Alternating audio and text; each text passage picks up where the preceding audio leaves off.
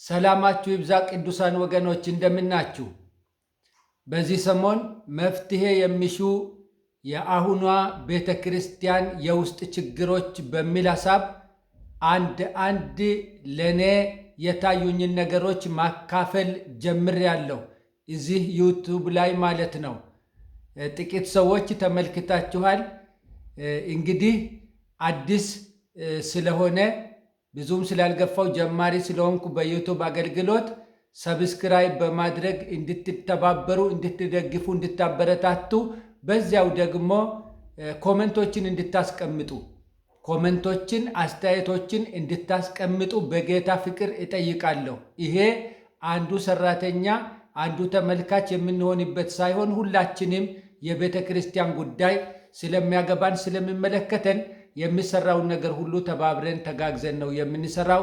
ጌታ በነገር ሁሉ ይባርካችሁ። አንዳንድ ነገሮችን ተናግሬ አሁን ከዚህ ቀደም በሰራሁት ቪዲዮ የአገልጋዮችን ስነ ምግባር ጉዳይ ማንሳት ጀምሬያለሁ። አገልጋዮች ስነ ምግባራቸውን መጠንቀቅ እንዳለባቸው፣ ምሳሌነታቸውን በሚታይም በማይታይም ነገር በሐሳብም በተግባርም በቤተ ክርስቲያንም በማህበረሰቡ መካከልም በሚያሳዩት ምሳሌነት በሚታይባቸው ባህሪ በሚታይባቸው ስነ ምግባር ወንጌልን ሊያገለግሉ ወይም የወንጌልን አገልግሎት ሊጎዱ ይችላሉ አገልጋዮች። ስለዚህ ለምሳሌነታችን ለስነ ምግባራችን ከፍተኛ ጥንቃቄ ማድረግ እንዳለብን በምልልሳችን ላይ ልዩ ትኩረት አድርገን ሕይወታችንን ከነቀፌታ መጠበቅ እንዳለብን ልንዘነጋ አይገባም። ሐዋርያው ጳውሎስ ጢሞቴዎስን በቃልና በኑሮ በፍቅርም በእምነትም በንጽሕናም ምሳሌ ሁን ያለው ያለ ምክንያት አይደለም። በቃል የምትናገረውን ቃል መርጠ በመናገር ጠቃሚ ቃል በመናገር የሚያንጽ ቃል በመናገር የወንድሞችን ሕይወት የሚሰራ ቃል በመናገር የታመነ ቃል በመናገር ጥበብ ያለበትን ቃል በመናገር ምሳሌ ሁን። በኑሮስ የተናገርከውን የሰበከውን ያስተማርከውን ወንጌል የሚደግፍ ለአገልግሎት ጥሩ ምስክር የሚሆን ሕይወት በመኖር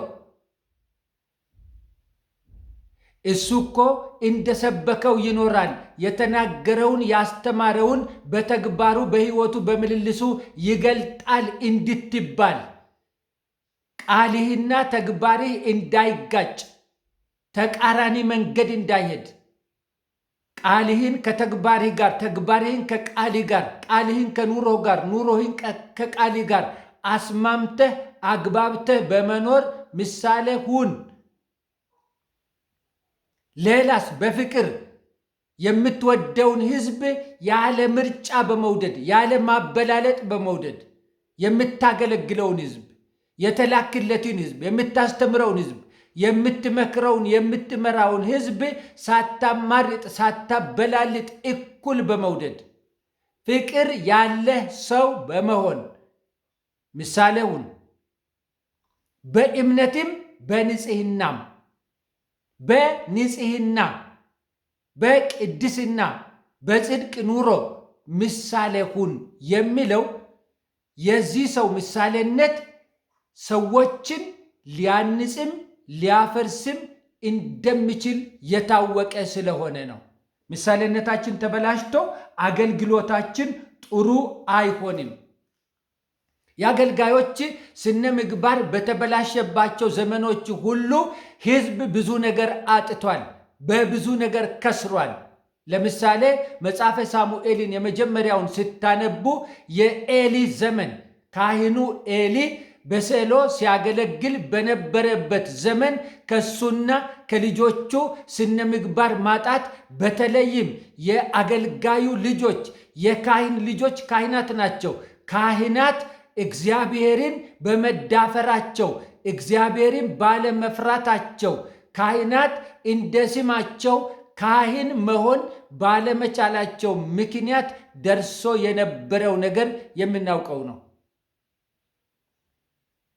የካህኑ ልጆች ስለ ድካሙ ንስሐ ሊገባ የሚመጣን ሕዝብ ሌላ ድካም አዘጋጅተው የሚጠብቁ ከመሆናቸው በፊት የካህን ልጆች ሕዝብን በእውነት በጽድቅ ሲያገለግሉ በነበረ ዘመን ሕዝብ ተከብሮ ካህናት ጥሩ ስነ ምግባር አሳይተው ጥሩ ባህሪ አሳይተው በትህትና ሆነው በተረጋጋ በሰከነ ልብ ለሕዝብ መገልገል ቅድሚያ ሰርተው ሲሰሩ በነበረ ሕዝብ እግዚአብሔር ተደስቷል።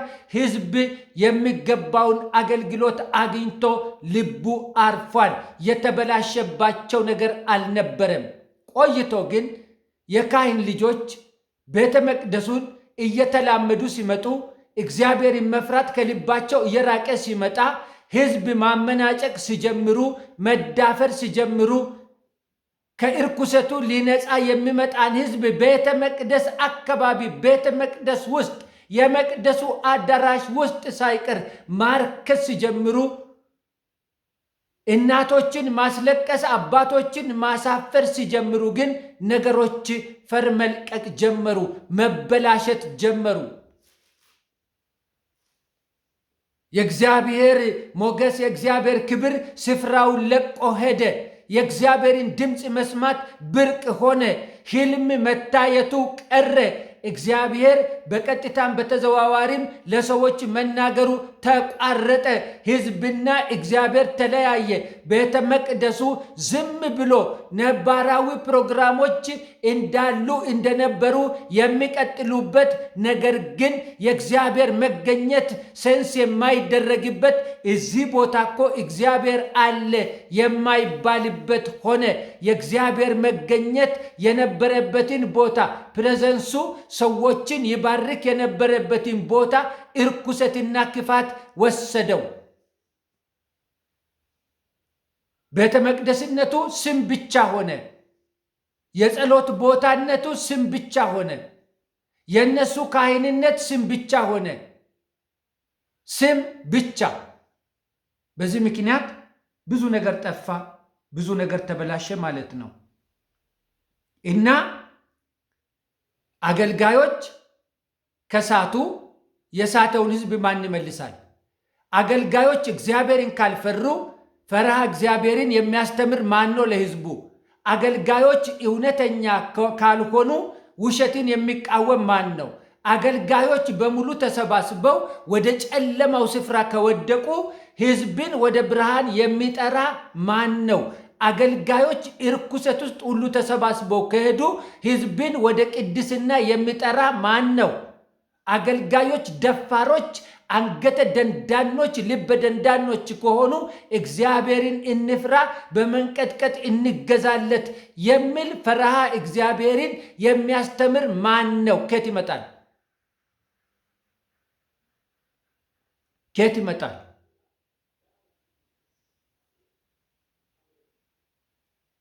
እኛ ባልተለወጥንበት ወንጌል፣ ባልተለወጥንበት ትምህርት፣ ባልተሰራንበት አገልግሎት ሌሎቹን መስራት፣ ሌሎቹን መለወጥ፣ ሌሎቹን ማረምና ማስተካከል እንችላለን ብሎ ማሰብ ስህተት ነው፣ ስህተት ነው።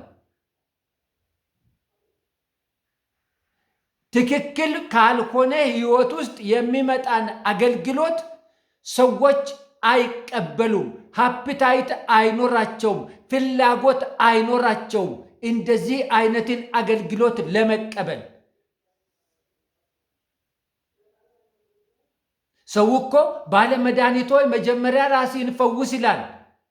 ሰዎች ያያሉ፣ ይሰማሉ። ውሏችንን፣ አዳራችንን፣ ምልልሳችንን፣ ሁኔታዎቻችንን ሁሉ የምናገለግላቸው ሰዎች ሁሉ ያውቃሉ።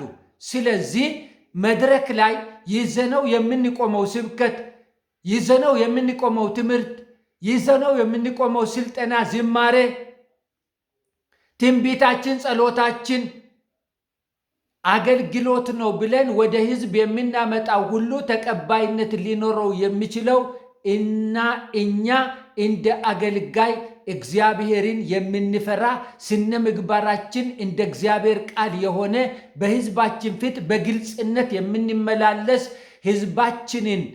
ሕዝባችንን ያልተገባ ነገር በተግባራችን የማናሳይና የማናለማምድ ከሆነ ብቻ ነው። አገልጋዮች ለስነ ምግባራችን ልዩ ትኩረት ልንሰጥ ይገባል። ሐዋርያት ሰው አገልግሎታቸውን ከምንቅባቸው ማንኛውንም ዋጋ እንደሚከፍሉ ይናገራሉ። ሐዋርያው ጳውሎስ ሥጋ መብላት ጥሩ እንደሆነ አናስተምረውም። ሥጋ መብላት ሌላ ነገር ከመብላት እንደሚሻል ለጳውሎስ አናስተምረውም። ሥጋ መብላት ጥሩ እንደሆነ፣ ጠቃሚ እንደሆነ፣ መልካም እንደሆነ አናስተምረውም። በደንብ አድርጎ ያውቃል፣ አስረግጦ ያውቃል። ሥጋ መብላት በመጽሐፍ ቅዱስ በእግዚአብሔር ቃል በብሉይ ሕግ ያልተከለከለ እንደሆነም ጳውሎስ በደንብ አድርጎ ያውቃል። ሥጋ መብላት ፈጽሞ ኃጢአት እንደማይሆንበት አስረግጦ ያውቃል። ነገር ግን የኔ ሥጋ መብላት ወንድሜን የሚያሰናክለው ከሆነ፣ ወንድሜን የሚጎዳው ከሆነ ለዘለዓለም ሥጋ አልበላም አለ። ምን እያለ ነው? አገልግሎትን ይጎዳብኛል፣ ወንድሜ ይሰናከልብኝና የኔን አገልግሎት መቀበል ይሳነዋል። የኔን አገልግሎት መስማት፣ የኔን ትምህርት፣ የኔን ስልጠና፣ የኔን ምክር፣ የኔን ጸሎት አምኖ መቀበል ይሳነዋል። በተግባሬ ካዘነ፣ ተግባሬን ልምምዴን ከተጠራጠረ፣ ተግባሩ ልምምዱ እንደ እግዚአብሔር ቃል አይደለም ብሎ ካሰበ አገልግሎትን መቀበል ይቸግረዋል ሰው። ስለዚህ ለዚህ ብዬ ለዘለዓለም ሥጋ አልበላም ይላል። በእኛ ዘመንስ ስለ ሕይወቴ አይመለከትህም፣ ጸጋዬን ብቻ፣ ስብከቴን ብቻ፣ ዝማሬን ብቻ፣ ለእናንተ የተሰጠው ጸጋዬ ብቻ ነው። ዝማሬን፣ ስብከቴን፣ ትንቢቴን፣ ፈውሴን፣ ምናምኔን እሱን አገለግላችኋለሁ። ሕይወቴ ግን የራሴ ነው። ልምምዴ ግን የራሴ ነው። ባህሪዬ ግን የራሴ ነው። ስለ ስነ ምግባሬ አይመለከታችሁም የምንል ደፋሮች፣ አይናውጣዎች በእግዚአብሔር ቤት ውስጥ እየበዛን መጥተናል። ለስነ ምግባራችን ግድ የሌለን፣ መድረክ ላይ ሌላ ሰው፣ ስንወርድ ሌላ ሰው የምንሆን፣ ቸርች ውስጥ ሌላ ሰው፣ ቤታችን ውስጥ ሌላ ሰው የምንሆን። በነገራችን ላይ ማንነት ልብስ አይደለም። ማንነት የሚቀያየር አይደለም። ልብስ ለቤት ውስጥ ሌላ አለን፣ ለስራ ቦታ ሌላ አለን፣ ሰርግ ስንሄድ፣ ጥሪዎች ስንሄድ፣ የተከበሩ ቦታዎች ስንሄድ የምንለብሰው ሌላ አለን። ለእያንዳንዱ ነገር እንደየሁኔታው የሚሆን ልብስ ይኖረናል። ለእያንዳንዱ ነገር እንደየሁኔታው የሚሆን ስብዕና ግን የለንም። ለእያንዳንዱ ነገር እንደየሁኔታው የሚሆን ስነ ምግባር ባህሪ ግን የለንም። ለእያንዳንዱ ነገር ቀያይረን የምንይዘው ማንነት ግን የለንም። ማንነታችን ሁል ጊዜ በደጅም በቤትም አንድና አንድ ኢየሱስ ክርስቶስን የመሰለ ማንነት መሆን ይጠበቅበታል። አንድ የሰማሁት ታሪክ አለ። ከስነ ምግባር አንጻር ከባህሪ አንጻር ለእኔ ትልቅ ትርጉም የሰጠኝ ማለት ነው። አንድ አገልጋይ፣ የወንጌል አገልጋይ ሚሽነሪ በጣም ሩቅ ቦታ ከከተማ ርቆ ወንጌል ሊመሰክር ይሄድና ላገኛቸው ሰዎች አንድ መንደር ውስጥ መመስከር ይጀምራል። ይነግራቸዋል ኢየሱስ ክርስቶስ እንዴት አድርጎ ሰው እንደሚወድ፣ እንዴት አድርጎ ለሰው ዋጋ እንደሚከፍል፣ ሰዎችን ለማገልገል ለማዳን ብሎ ዝቅ እንዳለ፣ እንዴት ያለ ትሁት እንደነበረ፣ እንዴት ያለ የፍቅር ሰው እንደነበረ ሲነግራቸው አንዱ ሰው ያለቅሳል፣ በጣም ያለቅሳል። እና ሚሽነሪው በቃ ልቡን አግኝቻለሁ ማለት ነው፣ ጌታ ሊቀበል ነው ማለት ነው፣ በቃ ልቡ ተሰብሯል እያለ ሲናገር ያ ሰው በቃ ከዚህ በላይ አታስለቅሰኝ፣ አሁን የምትነግረኝ ታሪክ እስከዚህ ድረስ ይበቃል ይለዋል። ምንድን ነው ምን ሆንክ ሲለው ይሄን የምትነግረኝን ሰው ከዛሬ 15 ዓመት በፊት እዚሁ መንደራችን ውስጥ በወባ በሽታ ሞቶ እኛንን የቀበርነው ይለዋል። አይ እንደሱ አይደለም፣ እኔ እኮ እየነገርኳችሁ ያለሁት ስለ ኢየሱስ ክርስቶስ ነው፣ ከሙታን መካከል ስለተነሳው ስለ አይደለም፣ ካላመንክ ና ላሳይህ ይልና ይዞት መቃብር ቦታ ይሄዳል። መቃብር ቦታ ሄዶ ከ15 ዓመት በፊት ያችን መንደር እያገለገለ ወደ ጌታ የሄደ የአንድ ሚሽነሪ መቃብር ያሳየውና አሁን የኢየሱስ ነው ብለህ የነገርከኝ ባህሪ በሙሉ እዚህ ሰውዬ ላይ አለ ይለዋል። ምን ያህል እንደተመሳሰለ ተመልከቱ። ምን ያህል ኑሮው፣ ምልልሱ፣ ስነ ምግባሩ፣ ባህሪው ተጽዕኖ አድርጎ እንደነበረ፣ ምን ያህል ኢየሱስ ክርስቶስን መስሎ ወደ መኖር ተጠግቶ እንደነበረ አስቡ። ያ ሚሽነሪ ምን ያህል ተጠግቶ እንደነበረ፣ ምን ያህል ጌታን ወደ መምሰል ቀርቦ እንደነበረ ተመልከቱ። ተጽዕኖ አድርጎባቸዋል። ልባቸውን ይዟል። መልካም ምሳሌነትን አሳይቷቸዋል። መጽሐፍ ቅዱስን በተግባር በኑሮ ገልጦላቸዋል። ይሄ ሰውዬ ከ15 ዓመት በኋላ እስኪያለቅሱለት ድረስ ልባቸውን ይዟል። ሲቻል የአገልጋይነት ስነ ምግባር እንደዚህ ነው መሆን ያለበት። ጌታችንን ኢየሱስ ክርስቶስን በአኗኗሩ የሚያሳይ ያለ ነቀፋ የሆነ ጣት የማይጠቆምበት ረበሸን እኮ የማይባል ይሄ ሰውዬ ምንድነው የማይባል አነጋገሩ፣ ምልልሱ፣ ውሎ አዳሩ ከሰዎች ጋራ፣ ከተቃራኒ ጾታ ጋራ፣ ከቤተሰብ ጋራ፣ ከጎረቤት ጋራ የትም ቦታ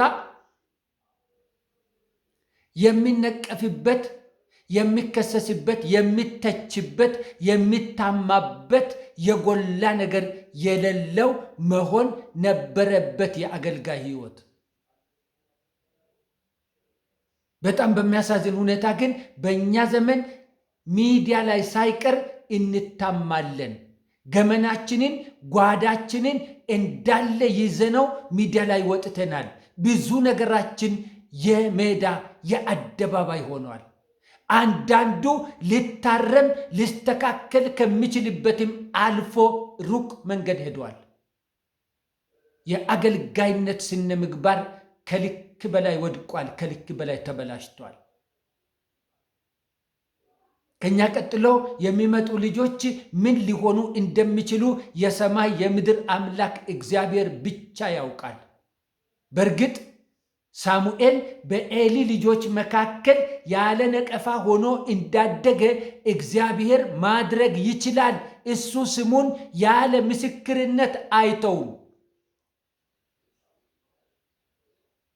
እኛ ግን የሚቻለንን ያህል እግዚአብሔርን ብንፈራ መድረክም ላይ ቤታችንም ውስጥ በየትኛውም በምንገኝበት ቦታ ሁሉ እግዚአብሔርን ፈርቶ ካልተገቡ ነገሮች መቆጠብ፣ መከልከል ከሕይወታችን ላይ ቢታይ መልካም ነው፣ ጥሩ ነው።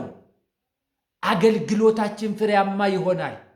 ቤተ ክርስቲያን ውስጥ የእግዚአብሔር በረከት ይለቀቃል።